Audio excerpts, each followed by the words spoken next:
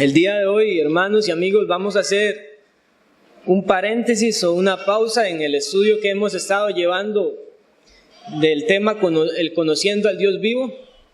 Por razones de fuerza mayor se va a hacer este paréntesis y vamos a continuar la semana entrante con el estudio.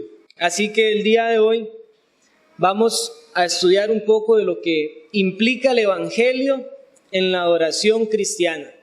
Vamos a estar hablando entonces de la centralidad del Evangelio en la adoración bíblica.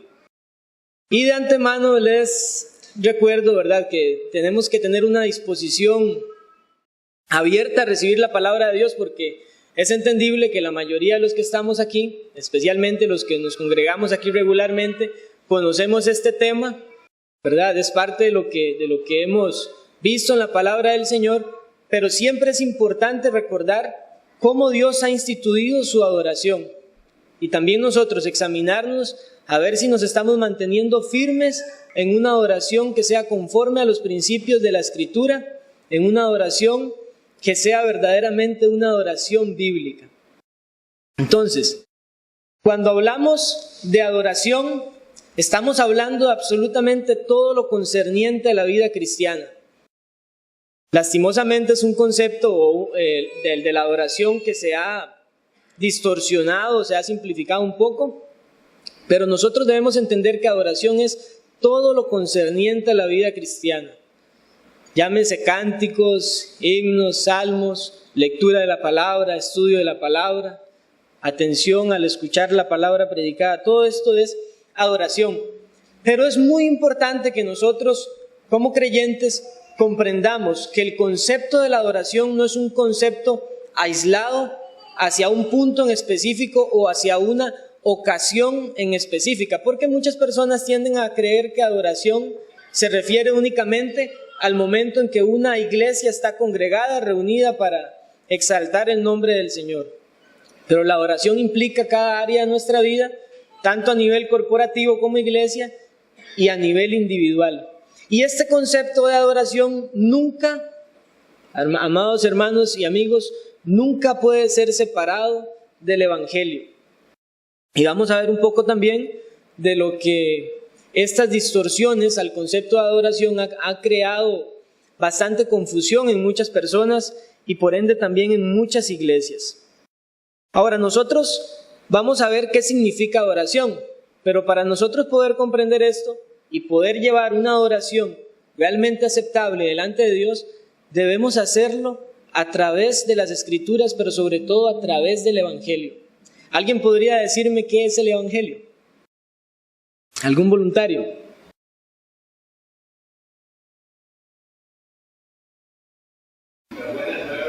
Las buenas nuevas de salvación. Muy bien, hermano. ¿Vas a decir lo mismo? Muy bien. Ese es un concepto bastante sencillo del Evangelio. Son las buenas nuevas de salvación. Pero estas buenas nuevas conllevan desde el nacimiento de Cristo, la venida de Cristo a este mundo, su muerte y posteriormente su resurrección.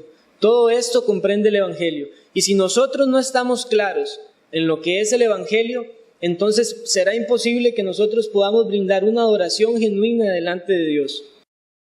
Por eso, si ustedes, al estudiar la palabra del Señor, especialmente las epístolas paulinas, ustedes se van a dar cuenta de que el apóstol Pablo fue de los escritores que más utilizó la palabra evangelio en sus escritos. Está alrededor de 75 veces en todos sus escritos, y Pablo nunca separó el evangelio de la adoración, ni tampoco separó el evangelio básico de la doctrina. Y eso es parte de lo que nosotros tenemos que comprender esta mañana también. Así que vayamos al primer punto.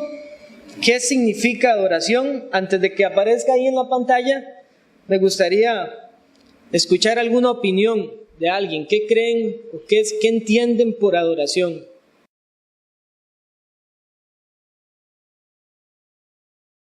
Recuerden que es una escuela dominical, entonces podemos hacerla bastante participativa. Así que alguien que quisiera dar un concepto de lo que entiende por adoración. Hermano Brian. Para mí es vivir conforme a las Escrituras, es la manera más bonita de ver lo que significa la adoración. Muy bien, es cierto. Ese es el panorama. Ajá, hermano Cristian. Rendir alabanza, digamos, rendir loor, gloria a Dios porque Él se lo merece. Muy bien, eso es adoración también.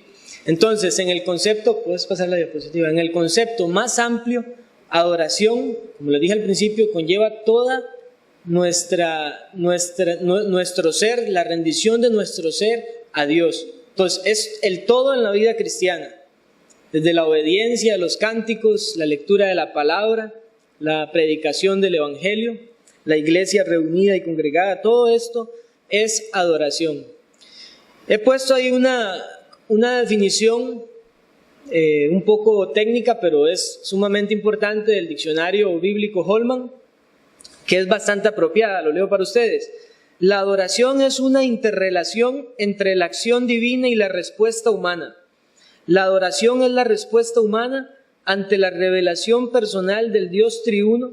Esto incluye un inicio divino donde Dios se revela a sí mismo, sus propósitos y su voluntad, una relación espiritual y personal por parte del adorador con Dios por medio de Jesucristo, e incluye también la respuesta del adorador en devoción, humildad, sumisión y obediencia a Dios.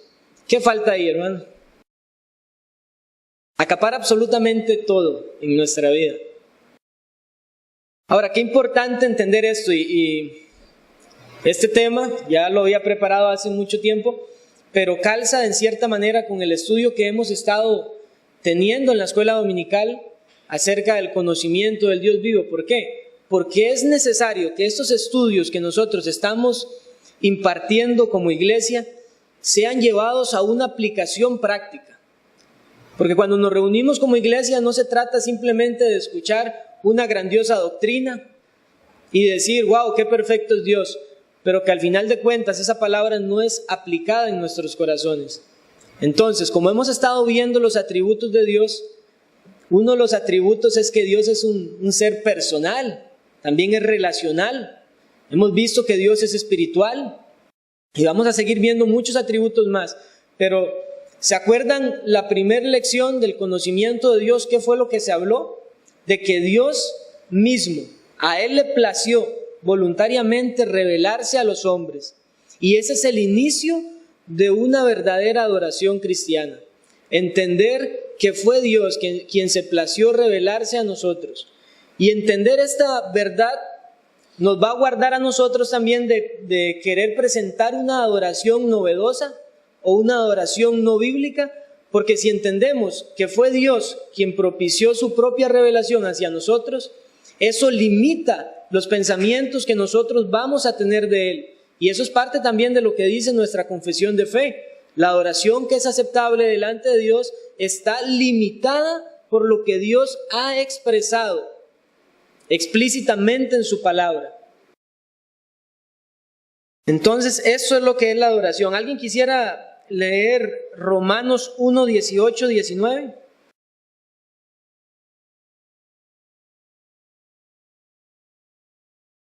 Recordemos que Dios se reveló a sí mismo sus propósitos y su voluntad, y eso, el ejemplo lo tenemos también en el huerto del Edén, cuando Dios se revela a Adán, que había formado el primer ser humano, y le dice que puede comer de todos los árboles que están allí, pero el árbol de la ciencia, el bien y el mal, no podría comer. Ahí estaba revelando Dios sus propósitos y su voluntad. Romanos. Por la ira de Dios se revela desde el cielo contra toda impiedad y injusticia de los hombres que lo tienen con injusticia la verdad, porque lo de Dios se conoce, le es manifiesto, pues Dios se lo. Muy bien. La ira de Dios se revela. Dice, ¿pero por qué causa? Versículos 21 y 23, ¿puede leerlo? Porque las cosas invisibles de Él, su eterno poder y deidad, se hacen claramente visibles desde la creación del mundo, siendo entendidas por medio de las cosas hechas, de modo que no tienen excusa. Pues habiendo conocido a Dios, no le glorificaron como a Dios, ni le dieron gracias, sino que se envanecieron su razonamiento, y su necio corazón fue entenebrecido.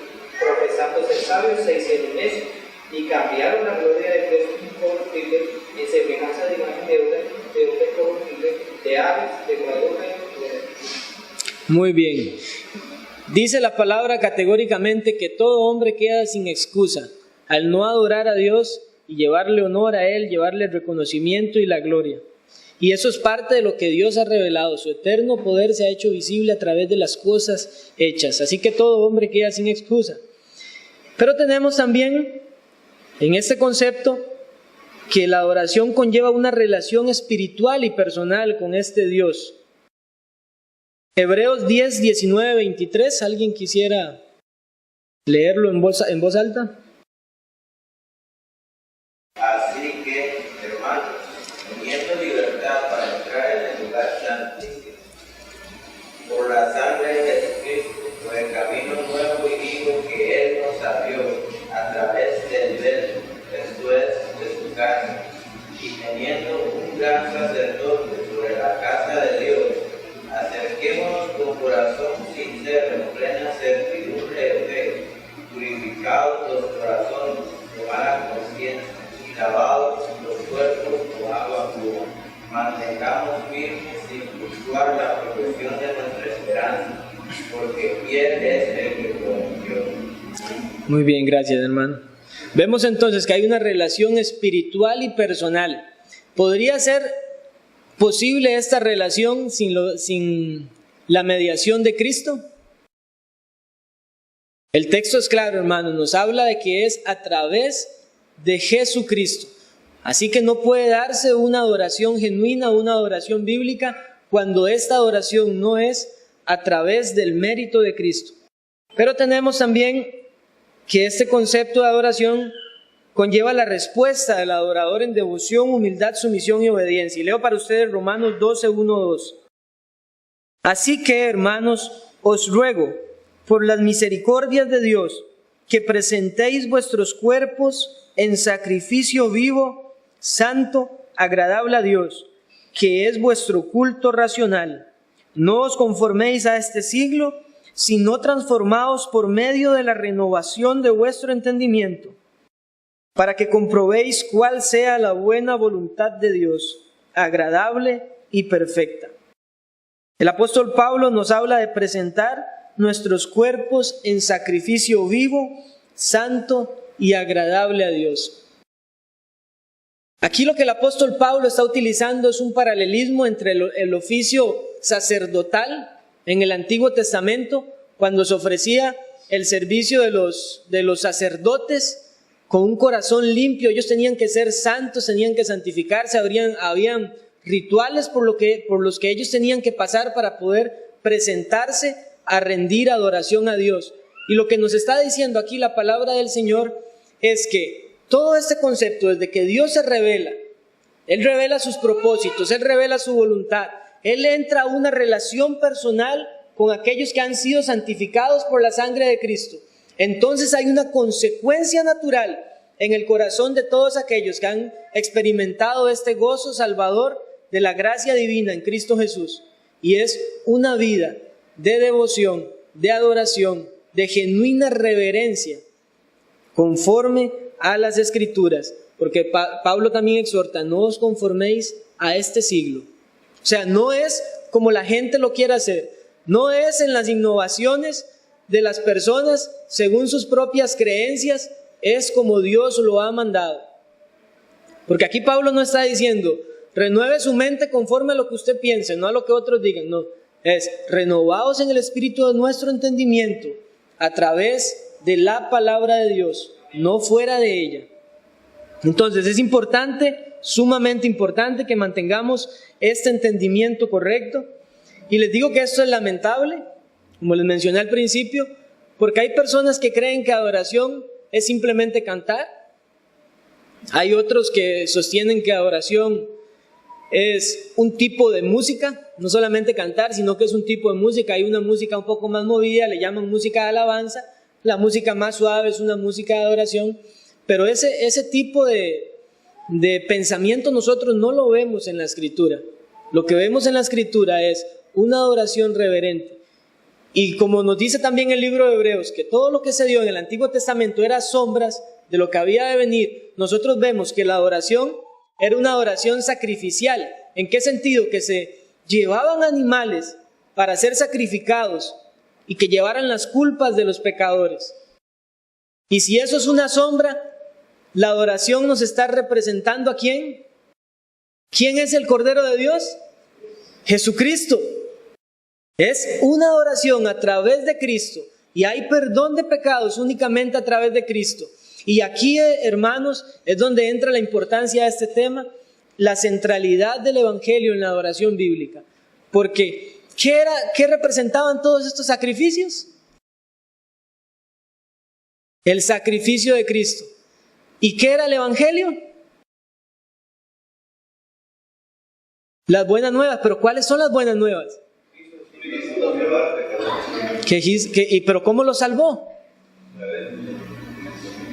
A través de su sacrificio en la cruz. Y este modelo o este método antiguo testamentario en el que llevaban sacrificios a los sacerdotes para que recibieran limpieza de sus pecados, lo que representa es la obra de Cristo en la cruz. Y esa era la adoración permitida en el Antiguo Testamento, pero eso era tan solo una sombra. Hoy ya nosotros no presentamos animales para ser sacrificados. Nos presentamos nosotros como un sacrificio vivo, racional, con un corazón limpio, con un corazón puro, santificados nuestras mentes por la palabra del Señor.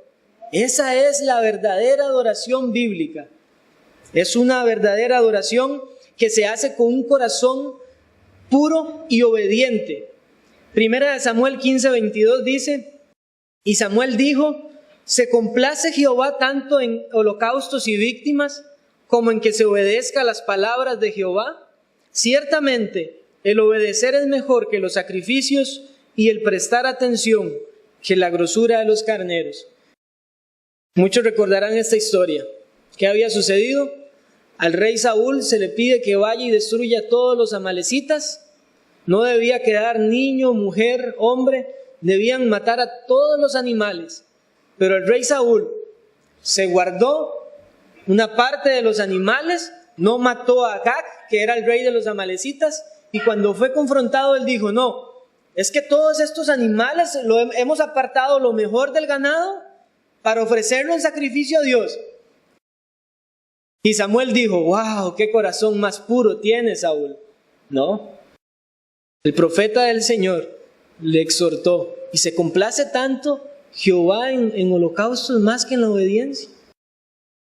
¿Y qué es lo que pensaba Saúl? Bueno, es que la adoración era llevar animales a ser sacrificados. Claro, tengo un sacrificio altísimo, pero no era conforme a la voluntad de Dios. Porque la voluntad de Dios era que destruyera a todos los amalecitas. ¿Y qué nos está enseñando esto entonces, hermanos y amigos? Nos enseña que el primer paso para una adoración genuinamente bíblica es hacerla en base a la voluntad de Dios, sus preceptos, su palabra. Cualquiera podría decir: bueno, yo voy a la iglesia, yo canto, entonces estoy verdaderamente adorando a Dios. Pero ese era el error en el que había caído Saúl. Dios nos manda a congregarnos, Dios nos manda a cantar, a edificarnos unos a otros, pero en base a una adoración en espíritu y en verdad, una adoración genuina. Y para que esta adoración que nosotros como iglesia reunida hemos de dar al Señor sea aceptable delante de Él, hay que hacerla con un corazón limpio, santificados y con verdadera fe, como decía el texto, con certeza de que Cristo es propicio para nosotros y que tenemos ahora libertad al lugar santo a través de la sangre del Cordero de Dios.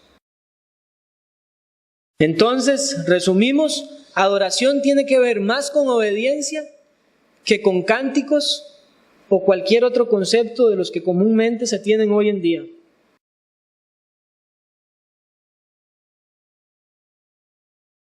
Y si vemos entonces que la adoración está directamente relacionada con la obediencia, sería inaceptable que nosotros profesáramos dar una adoración genuina y reverente al Señor si estamos aún viviendo en pecado, si guardamos pecado secreto en nuestro corazón, o si creemos que Dios es un Dios, como se dice vulgarmente, alcahueta, ¿verdad?, en el que Él pasa por alto el pecado, pero su palabra nos dice que Él no tendrá por inocente al culpable.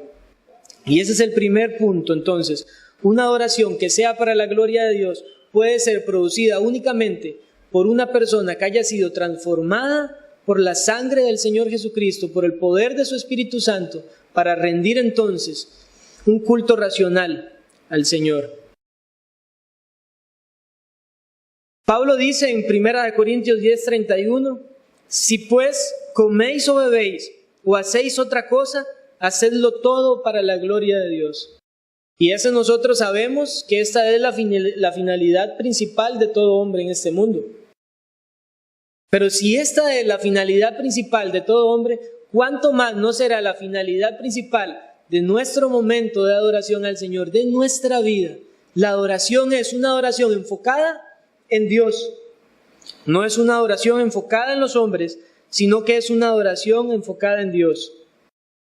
Isaías 43:7 dice, todos los llamados en mi nombre, para gloria mía los he creado. Los formé y los hice, todos los llamados de mi nombre. Entonces tenemos claramente expresado en la Escritura que Dios apartó para sí un pueblo para que le rindiera adoración. Pero tenemos entonces que diseccionar un poco lo que dice la Escritura para saber cuál es esa adoración que Dios quiere que su pueblo le brinde. Podemos culminar este punto con uno de los versículos que hemos visto en el estudio de Conociendo al Dios Vivo, cuando hablamos de que Dios es Espíritu. Juan 4:24 dice, Dios es Espíritu, y los que le adoran en espíritu y en verdad es necesario que le adoren. Y habíamos visto que este pasaje, en el contexto en el que estaba, reflejaba que nosotros ya no adoramos de la forma en que se hacía en las sombras del Antiguo Testamento, como aquella mujer que decía que tenía que adorarse en un lugar específico, pero los judíos decían que no, que era en otro lugar, que era en Jerusalén. Pero en esta dispensación del Evangelio, en esta buena nueva que tenemos nosotros ahora, debemos adorar a Dios en todo lugar, en todo momento, con una vida llena de obediencia, de piedad, una vida que intencionalmente procura la santidad en nosotros para ser cada vez más semejantes a Dios. Pero pasemos entonces al segundo punto de esta enseñanza: el propósito de la reunión congregacional y el Evangelio. ¿Alguno puede decirme cuál es el propósito por el cual nos reunimos como iglesia cada día domingo? De una manera muy sencilla. ¿Qué dice la Escritura que es el propósito de la congregación, de la reunión congregacional? ¿Cuál es? Adorar. Pero hay unas palabras claras en la Escritura que provienen de la letra del apóstol Pablo. ¿Alguien podría leer 1 Corintios 14:26?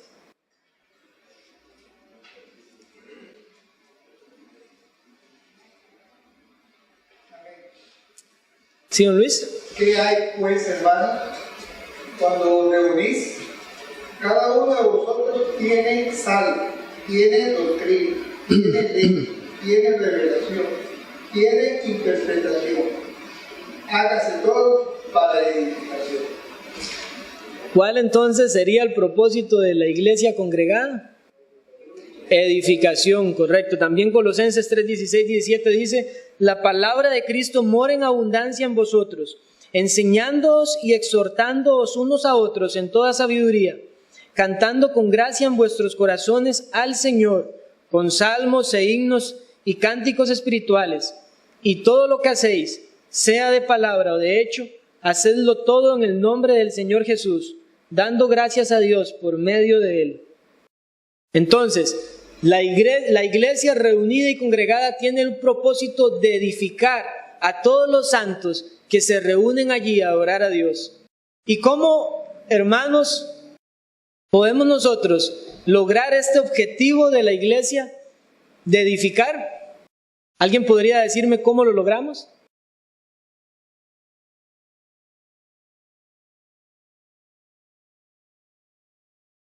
Utilizando los dones.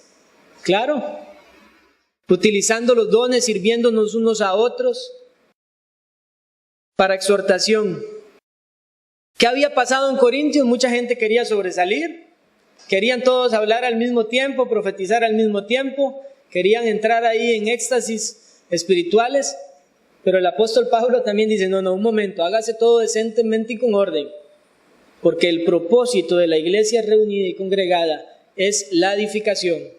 Pero si sabemos entonces ahora que el propósito de la iglesia al momento de adorar es edificación para todos los miembros de la iglesia, ¿cuál es la forma que Dios ha determinado y está expresamente ordenada en su palabra para que los santos tengamos edificación, para que seamos consolados, confrontados, exhortados? ¿Cuál es la forma? Siendo adoradores, pero ¿cuál es la forma? A través de la palabra, por supuesto. Ese es el método que Dios ha destinado en la Escritura para traer una adoración genuina, para enseñarle a su pueblo el conocimiento de Él. A través de la palabra predicada nosotros conocemos quién es Dios, quiénes somos nosotros, cuáles son sus atributos, y como lo hemos venido estudiando en estos estudios, por eso les digo, este tema está altamente relacionado con las escuelas dominicales que estamos teniendo. Nosotros deberíamos esforzarnos cada domingo que venimos y escuchamos cada lección de la escuela dominical, ponerlo por obra durante la semana y aplicarlo en el siguiente domingo. Porque si nosotros conocemos que Dios es grande, que Dios es espíritu, bueno, si Dios es espíritu, mi adoración va a ser en espíritu. Si Dios es 1 y 3, entonces entiendo que hay una doctrina preciosa de la Trinidad que conlleva todo el proceso de mi salvación y le doy gracias al Señor por ello.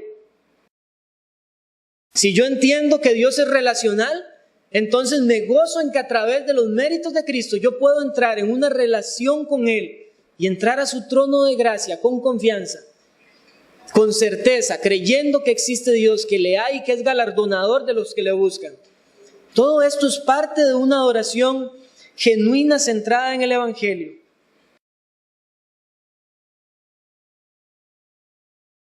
También en la Escritura encontramos un propósito fundamental de la iglesia, que es de hecho el lema que tenemos como iglesia en el rótulo que actualmente tenemos en la parte alta de esta edificación.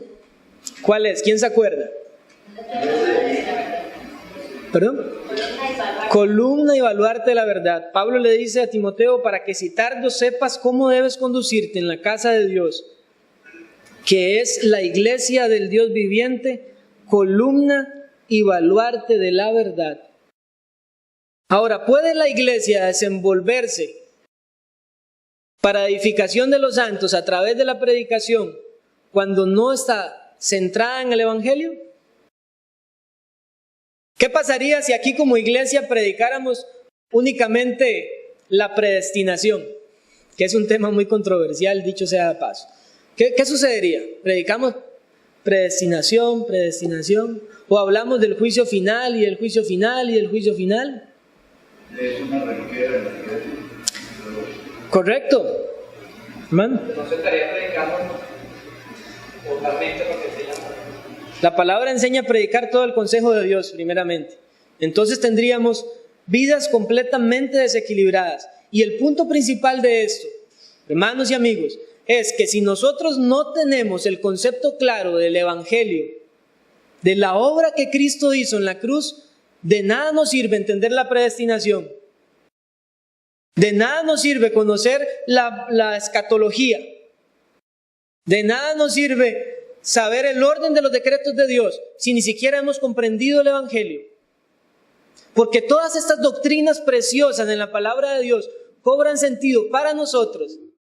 No que la palabra de Dios no tenga sentido, cobran sentido para nosotros cuando nosotros hemos aceptado verdaderamente el Evangelio del Señor Jesucristo. ¿Podríamos nosotros disponernos en una adoración genuina delante de Dios o voluntaria cuando comprendemos a cabalidad el concepto de la predestinación, pero ni siquiera tenemos la certeza si hemos recibido la gracia salvadora de Dios? ¿Saben qué hacen muchas personas? Que ven que bíblicamente la palabra del Señor enseña una salvación eterna de los santos. Distorsionan por completo el mensaje porque no han comprendido el Evangelio de salvación y entonces dicen, bueno, como la Biblia enseña, que hay seguridad eterna de los santos, entonces yo he confiado en Cristo, yo vivo mi vida según mi antojo, según mis caprichos, y entonces yo seré salvo. ¿Hay algún provecho en esa doctrina tan preciosa para quienes piensan así? Sencillamente no lo hay. Y Pablo le dice a Timoteo, después de decirle que la iglesia es columna y baluarte de la verdad, le dice, e indiscutiblemente grande es el misterio de la piedad. Dios fue manifestado en carne, justificado en el Espíritu, visto de los ángeles, predicado a los gentiles, creído en el mundo, recibido arriba en gloria.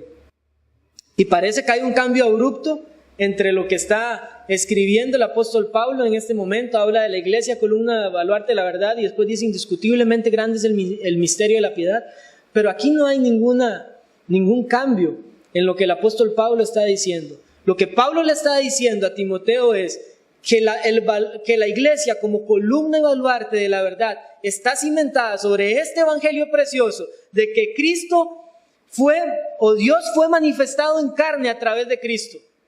Ese es el evangelio precioso y esa es la verdad, ese es el estandarte que la iglesia tiene que levantar en todas las épocas. Y por eso es necesario que nosotros comprendamos esta preciosa doctrina de la adoración bíblica centrada en el evangelio. Porque absolutamente todo lo que nosotros hagamos como iglesia tiene que estar centrado en el evangelio que nos hizo renacer para una esperanza viva.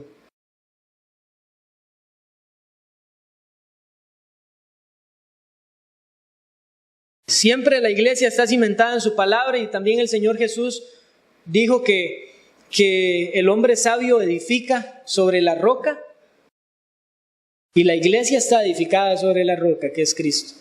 Y cuando una iglesia está cumpliendo su propósito de ser columna y baluarte de la verdad, lo que está haciendo es mantenerse fiel a las Sagradas Escrituras. Y pensemos en algo práctico, en la vida de cada uno. Nosotros decimos que hemos creído en el Evangelio. Vayamos por un momento pensando en cómo es el testimonio que nosotros damos a otras personas respecto a la transformación que hemos recibido a causa del Evangelio. Miren, hermano, yo me he topado con muchas personas que cuando dan testimonio a otras, lo que dicen es: yo era un borracho, ahora ya no soy borracho; yo era un mujeriego, ahora ya no soy mujeriego; yo antes no oraba, ahora oro. Y está bien, son parte de la transformación que causa el Evangelio. Pero hay una distorsión completa cuando una persona simplemente dirige la atención del evangelismo a los cambios que Dios ha hecho en uno, dejando de lado la cruz de Cristo. ¿Y qué es lo que pasa? Muchas veces, cuando las personas testifican únicamente de los cambios que han dicho recibir a causa de escuchar el Evangelio, lo que están es creyendo simplemente en una buena moral, porque la cruz de Cristo está separada de mi testimonio. Pero nosotros como creyentes no buscamos una buena moral. Nosotros vamos a dar testimonio de Cristo. Nosotros no vamos a dar testimonio de lo que yo hago ahora por Cristo. Nosotros damos testimonio de lo que Cristo hizo en mí, y su palabra dice que siga haciendo con diferentes pecadores en este mundo. Y esa es la confianza que nosotros tenemos para predicar el Evangelio y para adorar bíblicamente. Y ustedes van al libro de los Salmos, y el libro de los Salmos está lleno de salmos donde el salmista recuerda las obras de Dios a través de la historia. Su enfoque no está en el pueblo de Israel, su enfoque está en lo que Dios ha hecho por su pueblo. Y de esa manera que ellos, experimentando al Dios vivo, también tenían leyes para adorar conforme a la voluntad del Dios vivo. En Éxodo 25:8, Dios le dijo a Moisés: y harán un santuario para mí y habitaré en medio de ellos. Desde los primeros libros de la Biblia nosotros vemos cómo Dios ordenó adoración y ordenó también cómo iba a ser, porque Él le dice: conforme a todo lo que yo te muestre.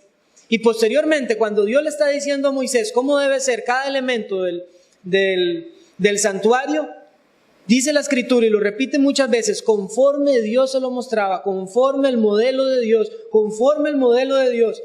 Así que nosotros no podemos pretender llegar a la congregación como iglesia y adorar conforme a nuestras propias maquinaciones, porque Dios es el que ha delimitado y Él ha puesto el modelo como debe ser.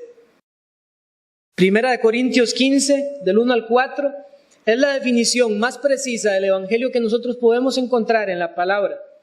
El apóstol Pablo dice: además os declaro, hermanos, el evangelio que os he predicado, el cual también recibisteis, en el cual también perseveráis. Dice Pablo: por el cual asimismo, si retenéis la palabra que os he predicado, sois salvos, si no creísteis en vano. Porque primeramente os he enseñado lo que asimismo recibí, y esto es en esencia el evangelio, que Cristo murió por nuestros pecados, conforme a las Escrituras, y que fue sepultado y que resucitó al tercer día, conforme a las Escrituras. Este es el único evangelio que nosotros debemos proclamar y a través del cual nosotros debemos adorar. ¿De qué hablan los himnos que nosotros como iglesia cantamos?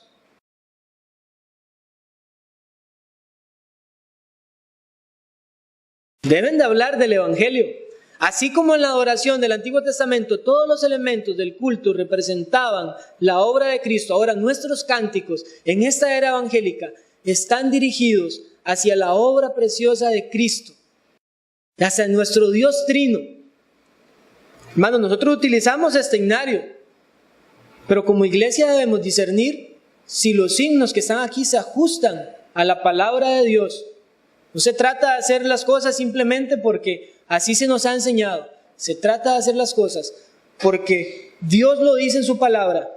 Y así que cuando nosotros entonamos himnos, tenemos que ver si estos himnos se ajustan a la palabra de Dios, a cómo debe verse, si la predicación se ajusta a la palabra de Dios. Y qué triste es que en muchos lugares ahora este concepto de adoración es un concepto solo de adoración. Por eso he preferido ponerle en el tema la centralidad del evangelio en la adoración bíblica, porque tenemos ahora entonces mucha innovación. Tenemos elementos que se incorporan al culto al Señor que no son elementos bíblicos.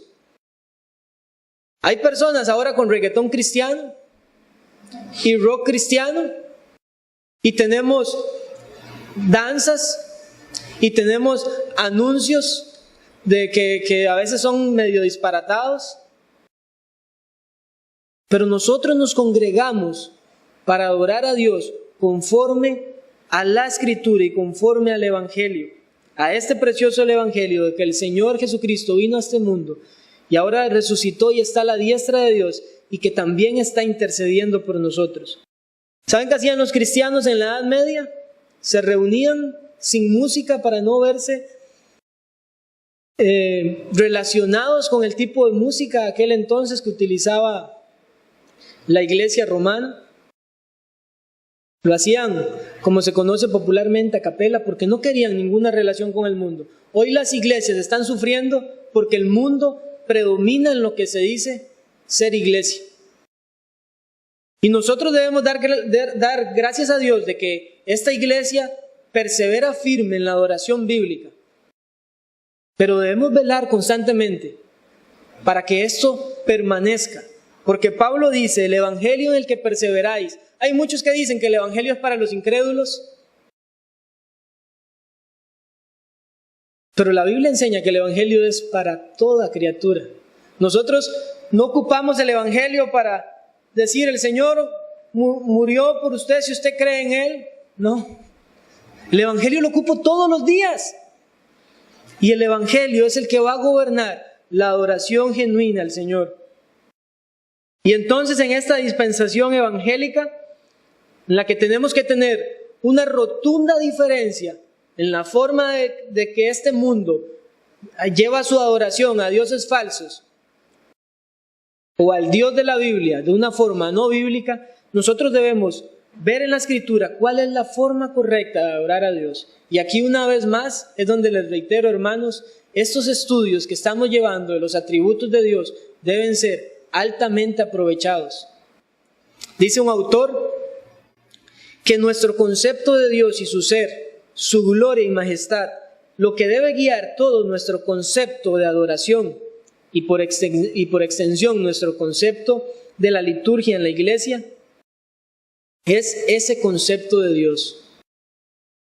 Les dije a ustedes en la escuela, en la clase de que Dios es espíritu, que muchas veces las personas van a orar al Señor y se imaginan a un anciano de larga barba blanca y pelo blanco, pero nosotros nos acercamos a Dios pensando en sus perfecciones, pensando en sus atributos. Así que la adoración bíblica, centrada en el Evangelio, va a estar bajo los parámetros de la Escritura. Y este es el tercer apartado: cómo nosotros podemos adorar a Dios de una forma coherente. Esto es la adoración coherente con las Escrituras. Y aquí lo primero que vamos a ver es el contraste que debemos nosotros tener en mente entre el Creador y nosotros como criaturas. Para nosotros llevar una adoración bíblica conforme a las Escrituras, tenemos que pensar primeramente en este contraste. Hemos visto que Dios es perfecto, que Dios es grande, que Dios es altísimo, que Dios no puede ser dividido, que Dios en todos sus atributos es perfecto, que Dios no es la suma de muchos de sus atributos, Dios es espíritu simple, y eso lo hace entonces completamente diferente a nosotros. Eso le hace ser un Dios que es santo, santo, santo. ¿A quién me compararéis?, decía Dios a través del profeta Isaías. ¿A quién me compararéis? Es un Dios que está lejos de nosotros, y ese es el principio básico con el cual nosotros vamos a adorar a Dios conforme a las Escrituras. Y eso es lo que también Pablo presenta en el libro de Romanos. Nosotros debemos entender quién es ese Dios, porque cuando nosotros robamos darle la gloria a Dios, entonces podemos caer en el riesgo de recibir una mente reprobada por no glorificarle como a Dios, ni darle gracias por quien Él era. Salmo 100, 1-3 dice: cantad alegres a Dios, habitantes de toda la tierra, servid a Jehová con alegría, venid ante su presencia con regocijo, reconoced que Jehová es Dios, Él nos hizo y no nosotros a nosotros mismos. Allí es donde empieza primeramente el concepto de una adoración bíblica. Él nos hizo y no nosotros a nosotros mismos. Él es Dios y nosotros estamos obligados en darle adoración. Y toda criatura en este mundo, crea o no crea en Dios, está obligado a darle honra a Dios. Y eso es lo que Romanos 1 dice. Cuando Pablo escribe Romanos 1 es: no le glorificaron como a Dios, ni le dieron gracias. Y debemos entonces reconocer la grandeza de este Dios soberano. Y nosotros vemos muchos ejemplos en la Escritura de una adoración que es aceptada delante de Dios y otra que no es aceptada delante de Dios, porque no está en base a la Escritura. Voy rápidamente: Caín y Abel. Tenemos que una ofrenda fue aceptada, otra no se nos da la razón, pero lo que me interesa aquí que nosotros entendamos en este momento es que hay adoración acepta y adoración inaceptable delante de Dios. Pero también tenemos otros versículos. Nadab y Abiú, los hijos de Aarón. ¿Quién no recuerda la historia del fuego extraño que ofrecieron? ¿Por qué Dios les quitó la vida en ese momento? ¿Acaso ellos no ofrecieron un incienso? Sí, pero la Escritura enseña que no fue mandado por Dios. Y ellos eran hijos de Aarón, sacerdotes también. Pero Dios no había ordenado expresamente. ¿Qué sucede hoy en las iglesias? Bueno, es conocido como el principio normativo. Podemos hacer algo si la Biblia no lo prohíbe. Entonces muchos dicen, como la Biblia no lo prohíbe, lo podemos aplicar en el culto. Ese principio fue el que aplicaron Nadab y Abiú. Bueno, no nos prohibió esto. Dios solo nos dio una orden de cómo debía ofrecerse el fuego del incienso. Pero como esto no está prohibido, entonces podemos hacerlo. Pero Dios se glorificó, se santificó en medio de ellos, como lo había dicho y como Moisés le dijo a Aarón. ¿Por qué? Porque Dios había ordenado cómo era. Así que nosotros adoramos conforme Dios lo ha ordenado.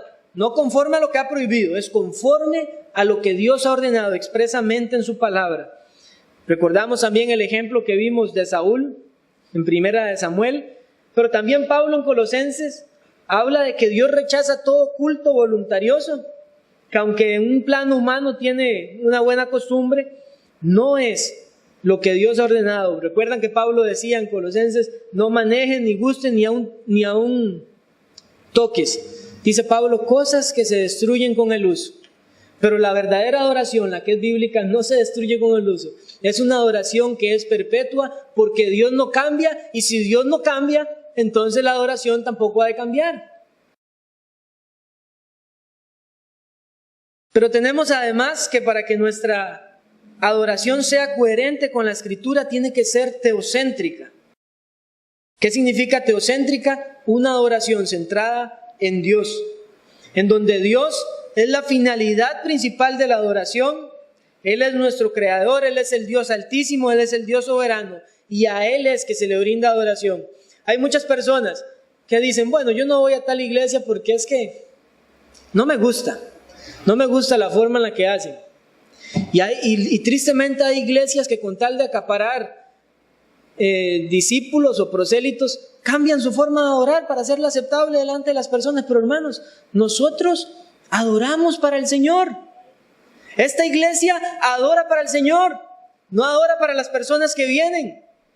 Adoran primeramente para el Señor. ¿Predicamos para que la persona se sienta satisfecha? No, predicamos para que Dios sea glorificado. Ese es el principal propósito de una adoración que es teocéntrica. Dios tiene la preeminencia.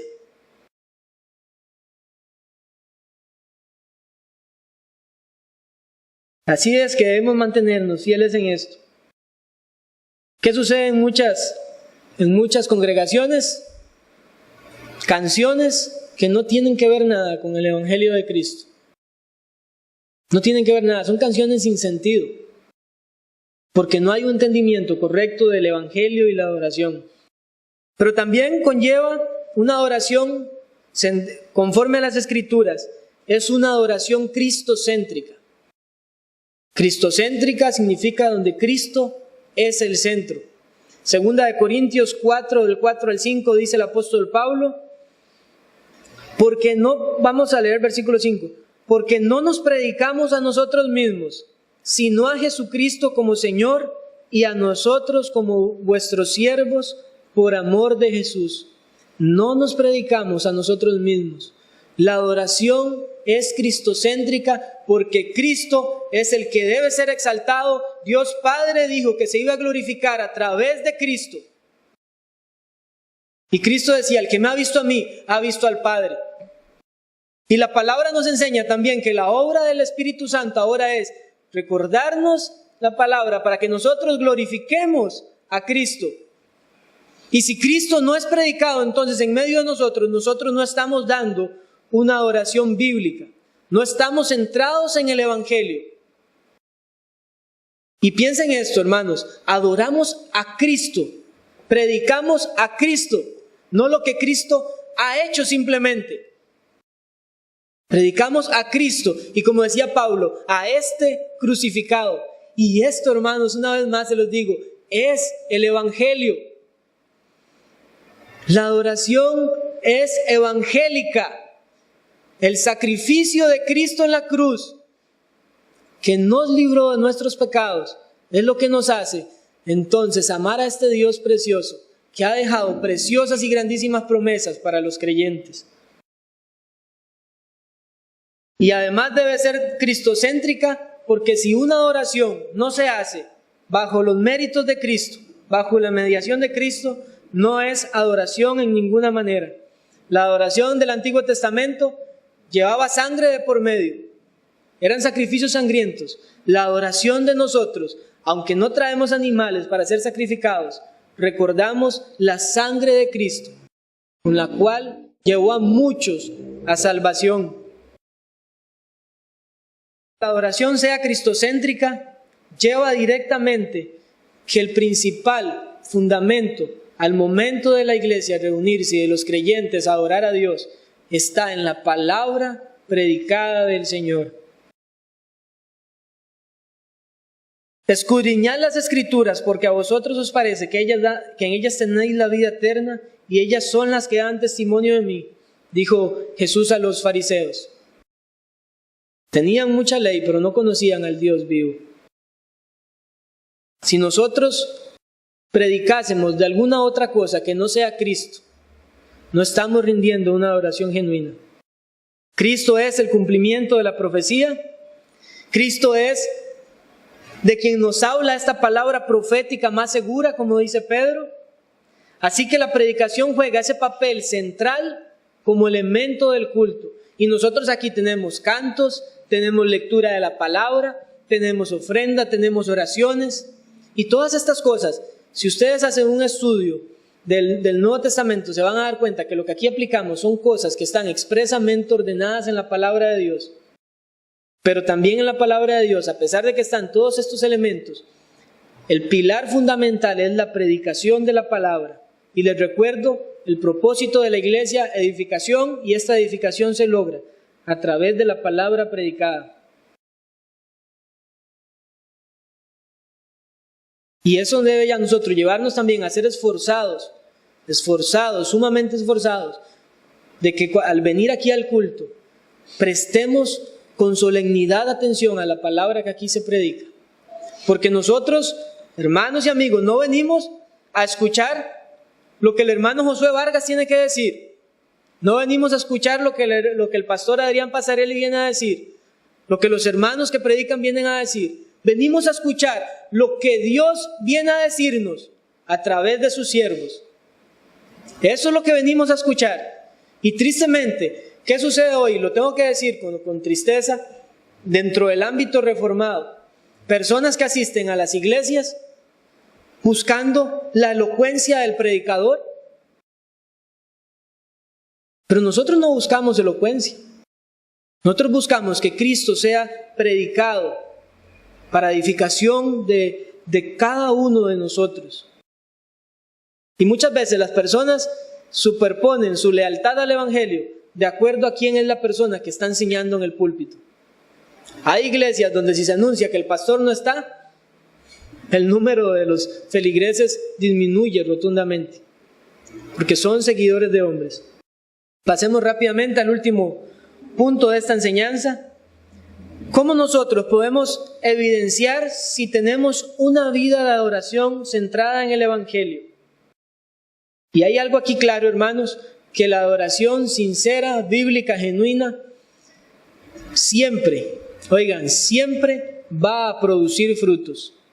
Cualquier tipo de adoración, aunque tenga una careta de ser muy piadosa, si no produce frutos, no es una adoración bíblica en absoluto. Y hay aquí algunos puntos que nosotros debemos ver y meditar si están patentes en nuestra vida como iglesia, pero también individual. Lo primero es que hay un reconocimiento de la condición del pecado y la necesidad de arrepentimiento. Si eso está en medio de nosotros, entonces hay una verdadera adoración bíblica, porque comprendemos quién es Dios, quiénes somos nosotros y cuál es nuestra condición delante de este Dios altísimo y soberano.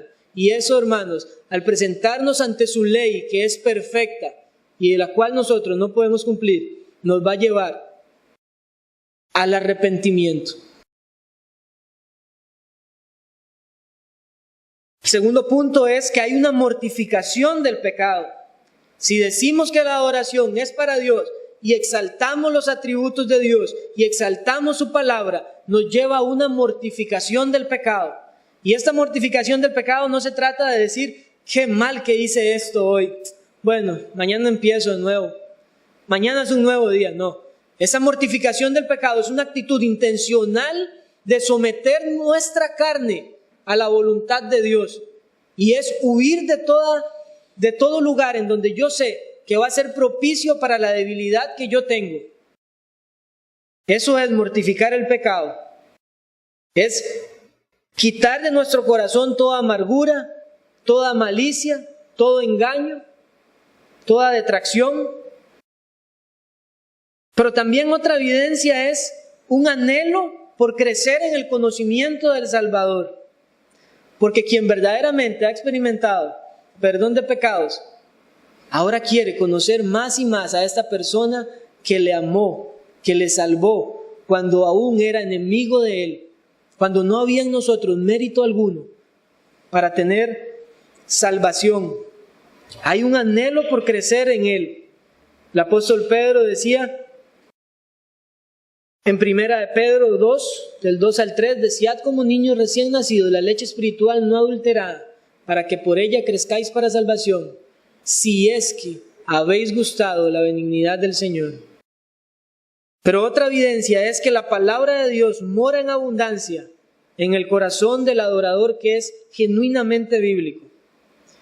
Como les decía, hay personas que creen que la llenura espiritual es un éxtasis, pero lo que nosotros vemos en la palabra del Señor, cuando una persona está llena del Espíritu Santo, es que con denuedo da testimonio de Cristo, que le honra, que le ama, que hay un cambio de vida.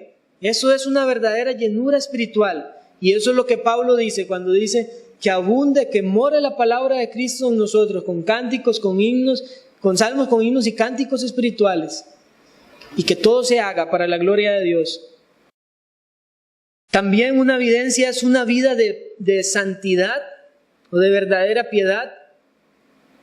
Porque entonces, una vez que una persona ha sido salvada por el Señor y ahora le conoce más a Él y quiere rendir una adoración genuina, se santifica, huye de las corrientes de este mundo. Hay una nueva vida en él, hay un nuevo deseo de glorificar a Dios y disponer sus vidas en un sacrificio constante, con intencionalidad.